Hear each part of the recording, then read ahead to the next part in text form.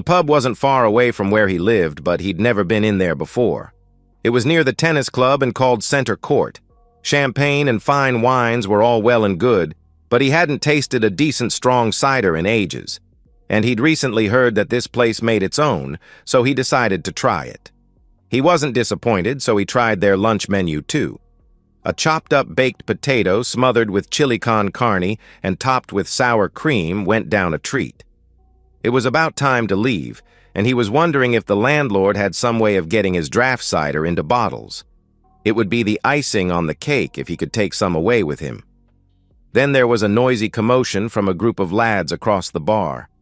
They looked like rugby players, not the kind of crowd you would expect in here really, and were all laughing, all but one of them.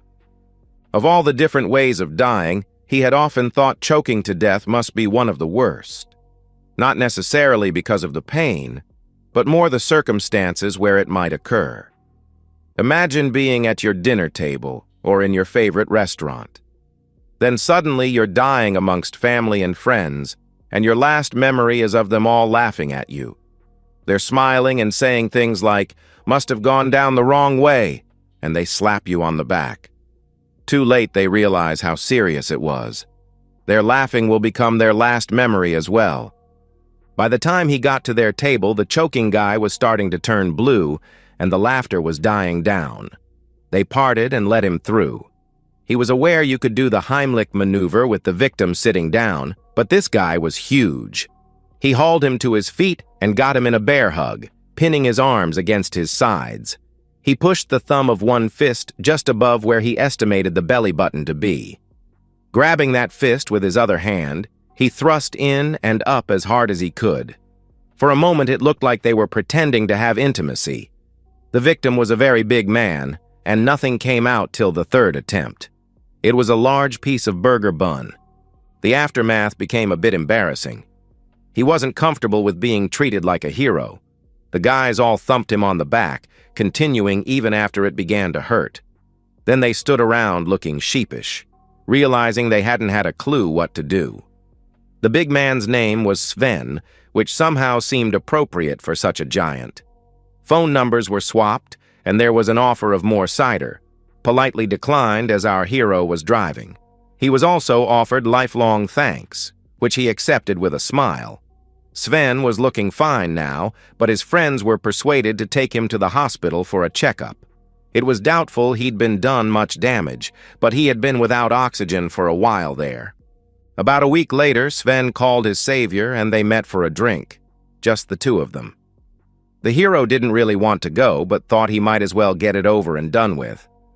The conversation was mainly along the lines of, "Anything I can ever do for you." And at last, it was all over. It seemed a great idea to start off with. My wife Judy had played a lot of tennis at university and was good enough to represent the county. Now she wanted to take lessons again at the local club.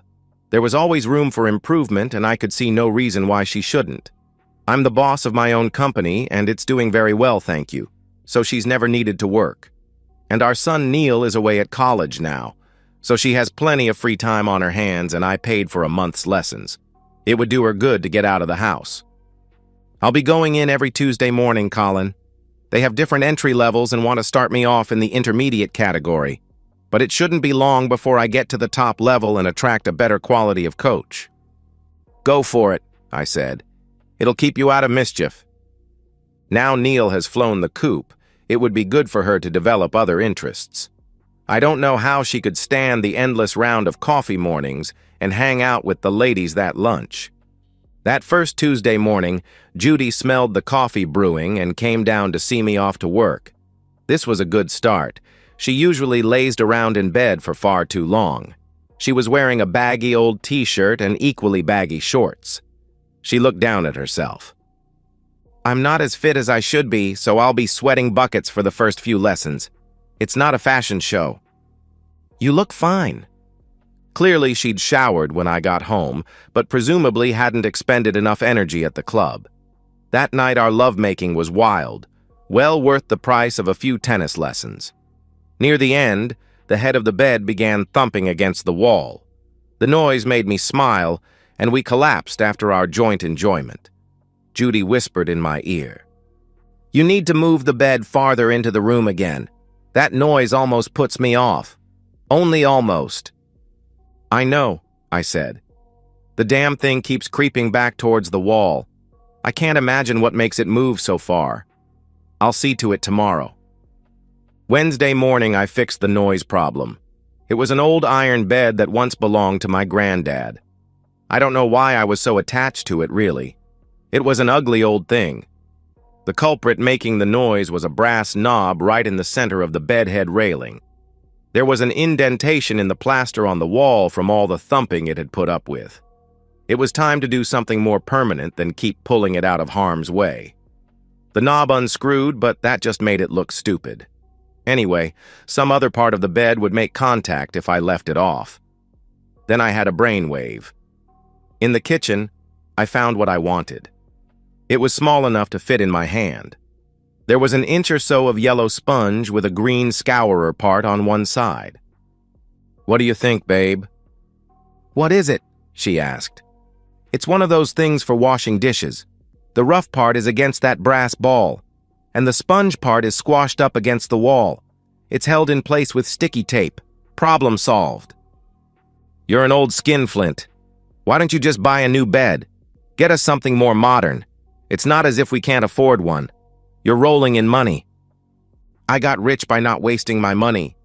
Anyway, I love that bed. My mom was conceived there." "Sorry, but I find that a bit creepy," she answered. "But it's comfortable. And now when we bang it against the wall, it won't make a sound." "Where's the dent gone?" she questioned. "I filled it polyfilla. Want to try the bed out?" "You have to go to work." "I'm the boss.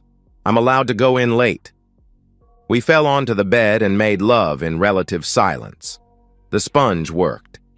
Just 1 week of tennis lessons, and Judy was upgraded to the highest student level, and we rebooked her lessons with a different instructor. More expensive, of course. "His name is Edward, and he's only teaching here for the 2 months of summer. Then he's going to Wimbledon, where he'll be the top coach at All England Lawn Tennis and Croquet Club." "I thought it was just called Wimbledon. I didn't know they played croquet." "Well, you do now." "And is the new outfit because you're a top student? Or is it strictly for the benefit of this Edward bloke?" She was now wearing a thin, tight t-shirt over a seamless sports bra. Her curves were not discernible, but the natural shape of her figure was. The top was not very long and showed her navel. Her shorts were also tiny, not unlike those worn by track and field athletes, except theirs are not usually white. Her physique was evident. "It's not for him, silly. Soon I intend to be their best student. The others will look up to me.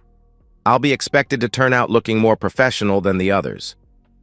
I started to get suspicious the following week when Judy booked Thursday mornings as well. But this extra session was not a club lesson. This was to be private tuition, paid by the hour.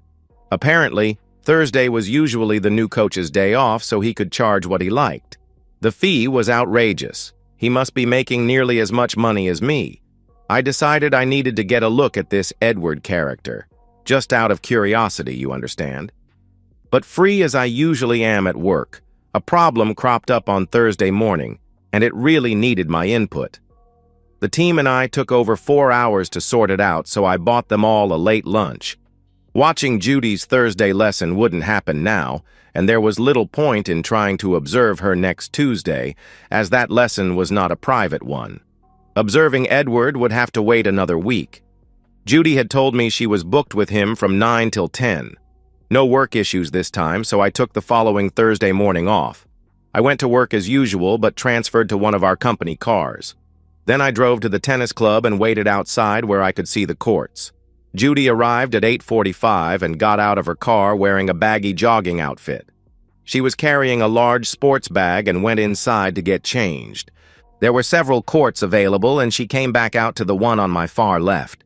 She was prompt at 9 and all in white again, but this was no cropped t-shirt. She had changed into an outfit I'd never seen before. The top part had thin shoulder straps and was almost backless. It was made from thicker material than a t-shirt, but not thick enough to conceal the fact she was no longer wearing a bra. It was doing its best to prevent her body from wobbling about, but not really succeeding. Once she started serving and volleying, she'd be lucky if her figure stayed in there. Even from this distance, I could make out her silhouette. And to match with the top, she'd bought a white pleated skirt which barely covered her tiny white undergarments. As I stared at her, she half turned away from me and bent over to retie a shoelace, showing me everything. I wondered if she did this a lot. And now I changed my mind about her outfit. She might even be wearing a one-piece swimsuit, under a skirt that a ballerina would be proud of. As if my suspicions had not already gone up a couple of notches, I was equally taken aback as her coach arrived. Edward looked like a Greek god. His soft blonde hair fell in cute waves, just covering his ears. Darker designer stubble made me wonder if his head hair was dyed. His skin was well muscled and golden brown, and his teeth almost flashed when he smiled. And he smiled a lot. If the Greeks had a god of seduction, here he was in the flesh. Judy wore a little lipstick and looked gorgeous. Even scraped back in a ponytail, her dark brown hair looked good flying around in the sunshine. And her slim-toned legs have always caught men's eyes. Even more so today, as she flashed her physique and her appearance started to darken with sweat. There was little chance of her spotting me, but I didn't need to watch the whole lesson. So I went and found the club's entertainment rooms after half an hour or so. There was a good selection of fruit juices and other healthy drinks, but I settled for a coffee and found a complimentary newspaper. I had just started my second cup and was engrossed in an article on corporate finance when I looked at my watch. It was nearly 10:20. I said, "Oh." "Is there a problem?" said a pretty woman sitting at my table. I hadn't even noticed she was there. "No, sorry. I didn't realize it was so late." "Is 10:20 late?" She smiled. Well, it's too long for a post-tennis lesson shower, but she didn't need to know that. We introduced ourselves. Her name was Petra, and we soon got chatting. She told me the club was excited about their new coach, albeit he was only with them temporarily. "It's a pity he's only here for the summer. Come September, he's off to Wimbledon. We're so lucky to have him. I've got an hour with him at 11. "Where is he now?" I asked. "He'll be on one of the courts. I was told the member ahead of me has booked him for 2 hours. I wish I could afford that long." "I'm just a visitor. Thinking of joining," I said. "Could you show me where the lessons take place, if it's no trouble?" We went outside and she started singing the praises of the club and urging me to join. I wondered if she got a finder's fee or commission. I asked her if I could have a look at her membership card and noted its number. "That's strange," she said. "I can't see Edward anywhere. He was out here earlier with a woman in white." "That sounds very Wimbledon," I observed. Actually, her choice of clothes was far too revealing for Wimbledon. She's probably showing off or trying to seduce him. I wonder where she's getting her second hour. So did I. And I wondered exactly what she was learning. How to be a Greek goddess, maybe. Was Edward exploring her private areas, perhaps? "Do you have any indoor courts?" I asked. "Oh, yes, but nobody uses them when the weather's sunny like this. We don't have enough instructors to coach outside and inside at the same time." I thanked her for her time, made my excuses, and left. I soon found the indoor facilities. I was walking down a corridor when suddenly I heard Judy's voice from round a corner. "Same time next week then, Eddie. I can't wait."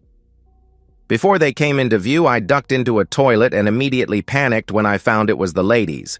I heard a second voice, presumably Edward's. "Do I have to wait a whole week? You're the best partner I've had in years. Let's have a private moment in the toilet, Juju." "No, you have another lesson at 11. I'll call you later if I get an opportunity."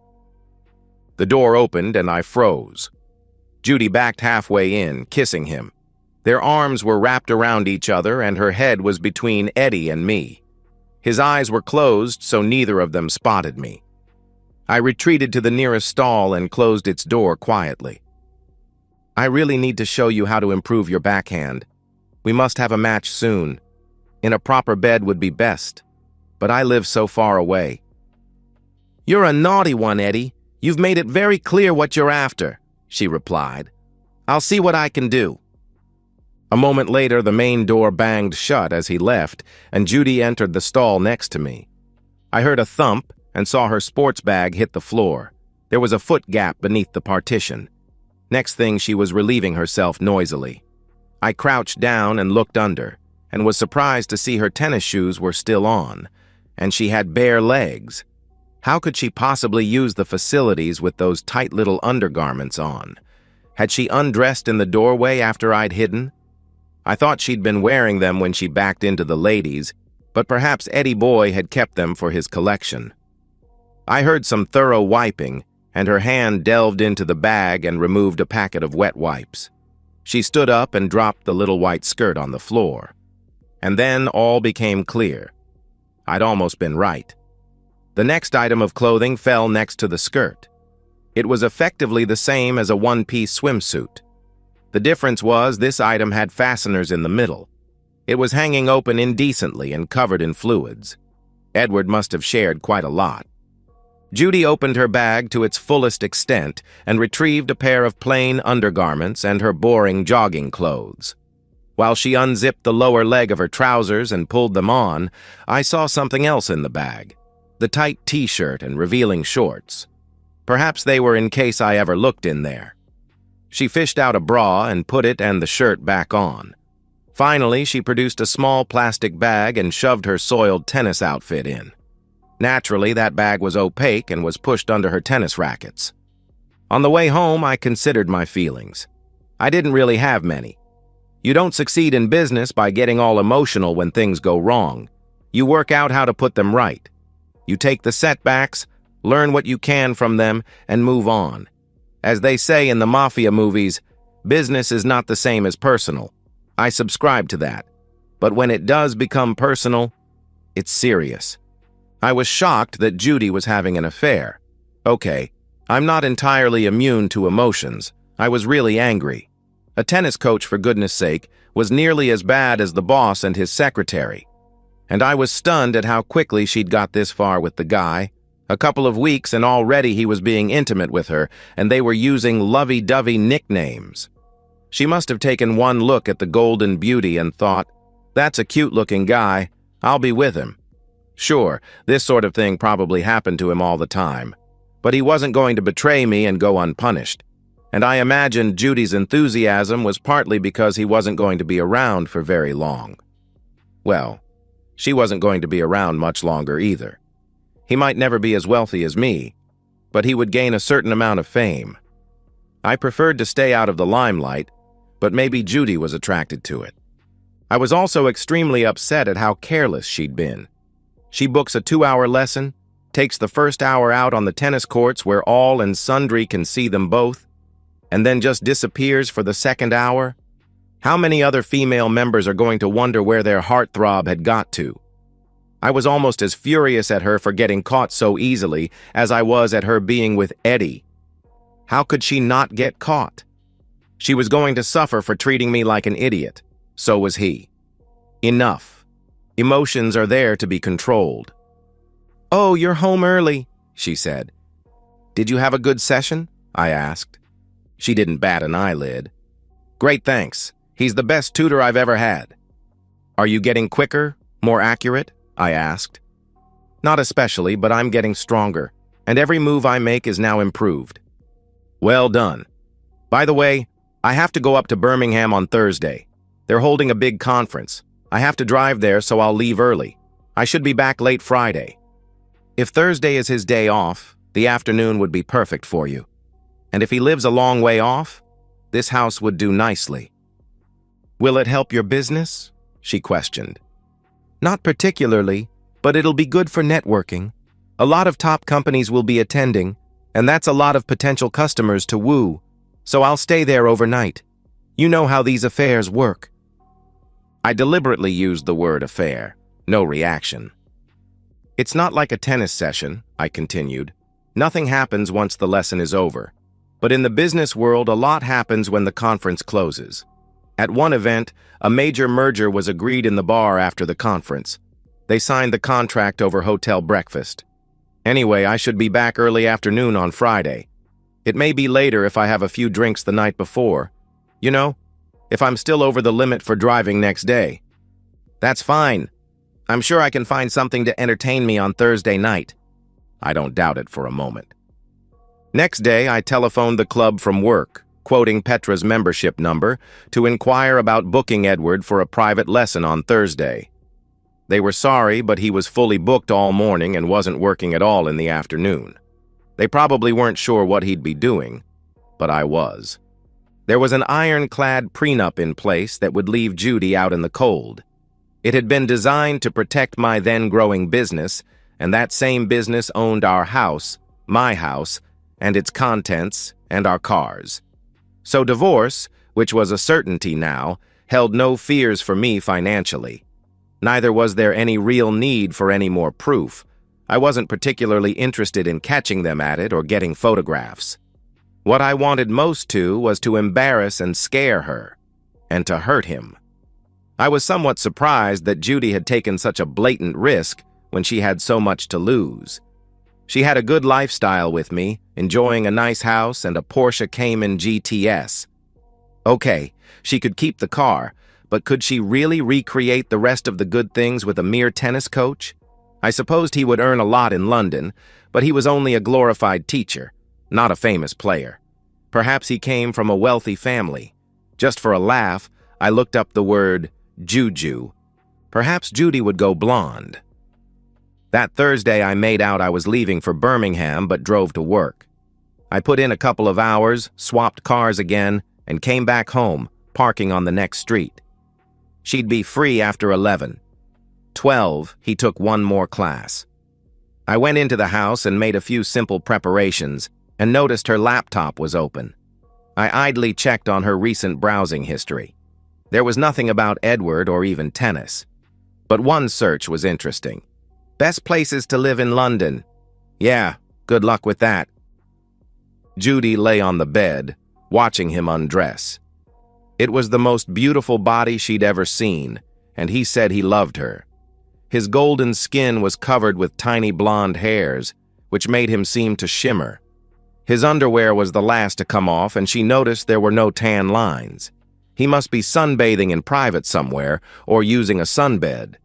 He was completely groomed, and his body reacted, already half ready.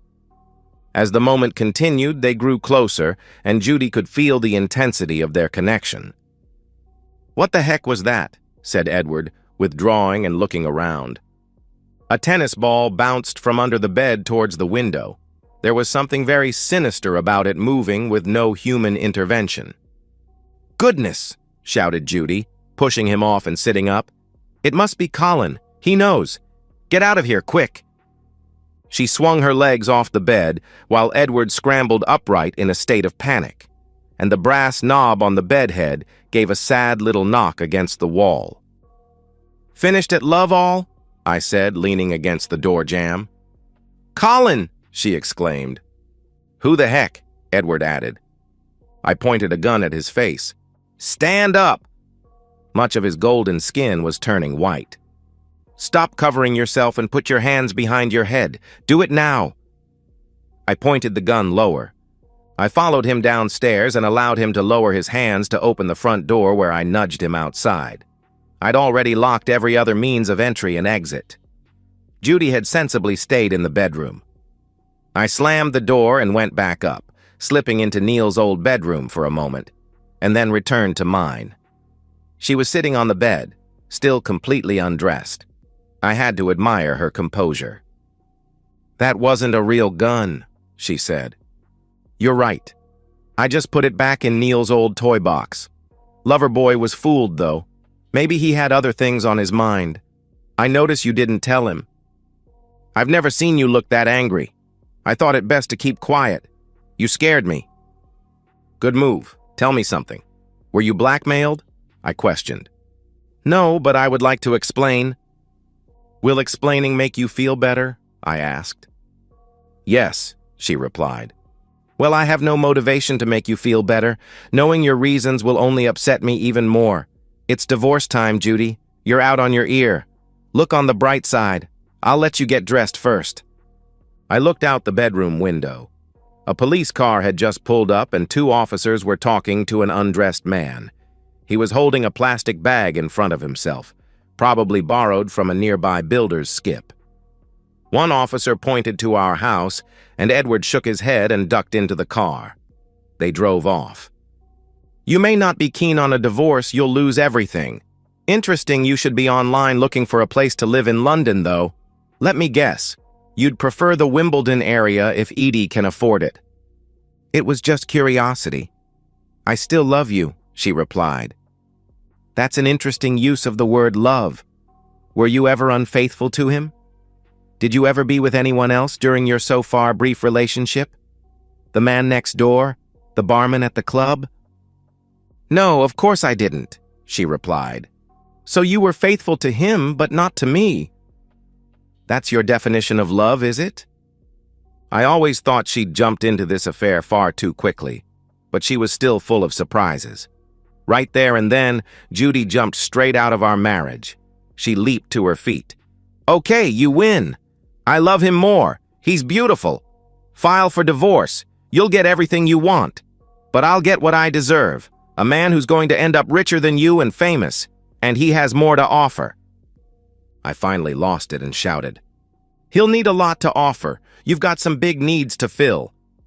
That wasn't true, of course, but I was livid. "I'll pack my things then, shall I?" she asked. "Your things are in the guest room, already packed." An hour later, I watched her climbing into a taxi. The driver helped stow her baggage. Good word, baggage. I'm getting rid of all mine. As the taxi pulled away, I turned and looked at the bed.